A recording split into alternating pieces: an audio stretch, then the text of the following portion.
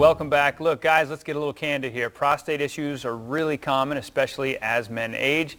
But there's good news about treatments. There's a brand new one, and Dr. Ali Kazarian is leading the way, and he's right here with us. Back to the show.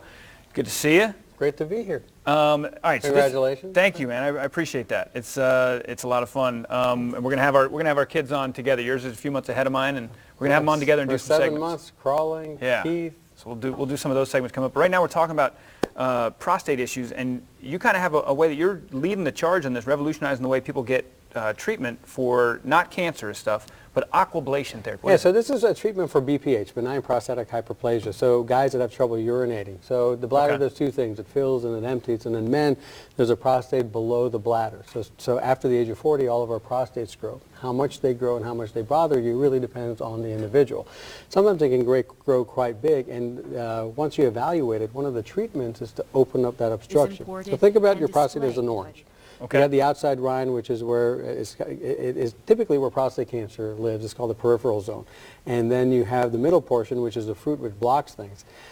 This procedure allows us to use an idea of using imaging, like the ultrasound that you see here, measures the middle portion of the prostate, sees what you have to open up, the fruit, and then uses a water jet technology to unravel and open up that whole channel. And that ablation step that you see right there takes 5 minutes regardless of size of the prostate. And that's just water? That's just a water jet? It's a very, very advanced technology of how the water jet, if you put your finger right up to it, it can hurt your finger. A few centimeters away, it's like a mist that you get. It's like a pressure washer. Yeah, it's amazing.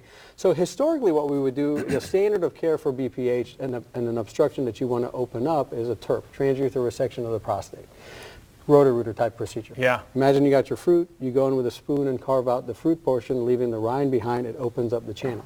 If someone has a very big prostate, you can actually surgically open up with an incision or a robotic technique where you get that, you scoop out that fruit.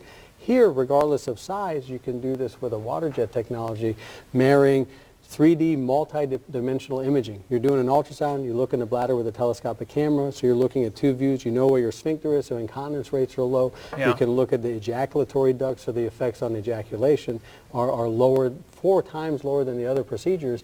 And what we have found is, with two great studies called the Water 1 and the Water 2 study, have found that compared to the TURP, the outcomes are similar with regards to the positive impact on urination, but the side effects are lower. And for the bigger prostates, where you would do a procedure called a simple prostatectomy, this can replace that with a minimally invasive option, and people go home the next day. So is this for the case, because you hear about prostate issues where getting up all the time at night, getting up like every other hour to have to go to the bathroom, but there's actually there's not much coming out. So it depends. So if you imagine plumbing, as urologists, when we think of the bladder fills and it empties. Here, when the bladder muscle is squeezing to create a stream, if there's a big prostate blocking the way, then the bladder can't squeeze, it stops. Or it has to squeeze harder, so the muscle gets thickened. So first you may notice a weaker stream, you may have to strain, then you may start going more frequently, more urgently. You get an urge and have to race to the bathroom, or you wake up at night. And so these can become bothersome. They can affect your ability of your bladder to empty. Sometimes it pushes real hard for a long time and says, I quit. I can't push hard enough, and you retain urine. That can affect your kidneys. You can have blood in the urine. Those type of things can be affected, and the long-term effects on them. Most people come see a urologist because they're having trouble with emptying their bladder from a symptom standpoint. They're going more often, getting an urge to go. The stream's not what it used to be. This allows us, after a workup, to give a minimally invasive option for people regardless of how big their prostate is. And I'm very excited about how this replaces our treatment for the bigger prostates, because instead of an actual surgical procedure with incisions, we can give a minimally invasive option where the people go home the next day. Yeah, that's got to be and so how long have you been doing this procedure? So a colleague of mine named Matt Ercolani in South Florida, we did the first cases outside a clinical trial in April, and then we just did 6 cases here in Jacksonville, Florida. So it's real new.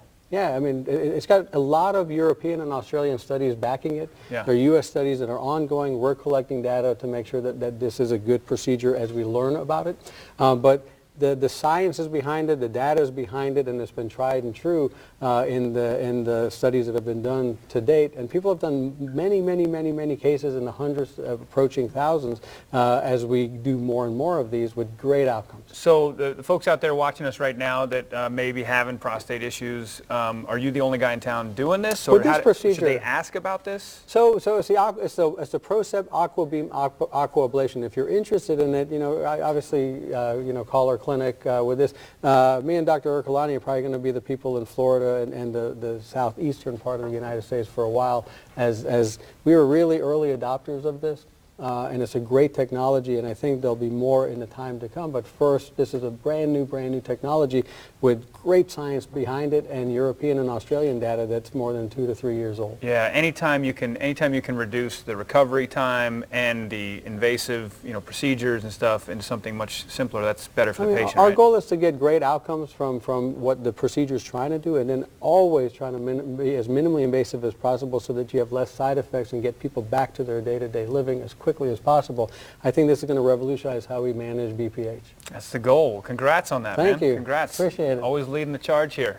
Dr. Kaz-Ryan, appreciate you being here. For more information on Dr. Kaz-Ryan, you can head to Dr. Kaz-Ryan's website, which is KazRyanUrology.com, or you can listen to him live and call into his radio show, The Conversation. It's on